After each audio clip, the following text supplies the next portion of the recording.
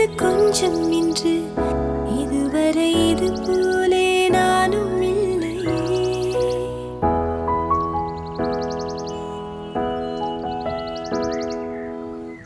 கடலலை போலே வந்து கரைகளை அள்ளும் ஒன்று முழுகிட மனதும் பின்வாங்கவில்லை.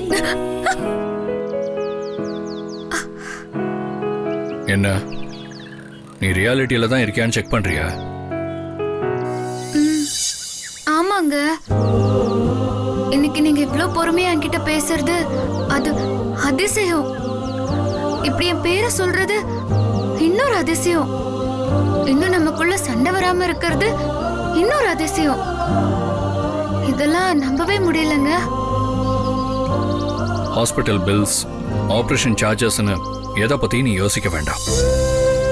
நீ முதல்ல உங்க அப்பாவை கூட்டிட்டு போய் ஆபரேஷனுக்கு டேட்டை ஃபிக்ஸ் பண்ணிட்டு வா. இல்லங்க, நீங்க ஹெல்ப் பண்ண நினைக்கிறது பெரிய விஷயம்தான்.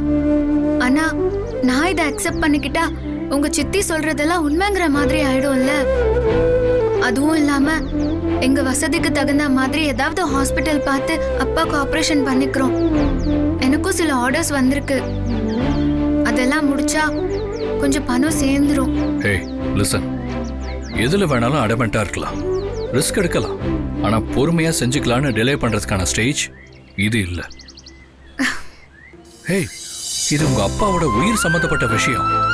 இதோட எமர்ஜென்சி அண்ட் சீரியஸ்னஸ் புரிஞ்சு நடந்துக்கோ. புரியுதா? அதான் நான் சொல்றேன். I'll take care of everything. சரி, ஓகே. உங்களுக்கு எங்க அப்பா மேல இவ்ளோ அக்கறை இருக்கிறப்போ எனக்கு இருக்காதா? நான் கூட்டிட்டு போறேன். ஆனா ஒண்ணு, இந்த ஆர்டர் எல்லாம் முடிஞ்சு பணம் வர வர உங்களோட கடனை வட்டியோட கொடுத்துருவேன். ஓகே?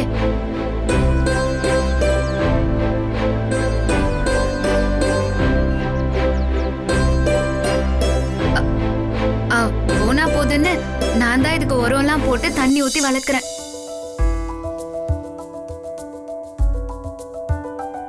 விண்மீன் விதையில் நிலவாய் முளைத்தேன், பெண்மீன் விழியில் என்னையே தொலைத்தேன்.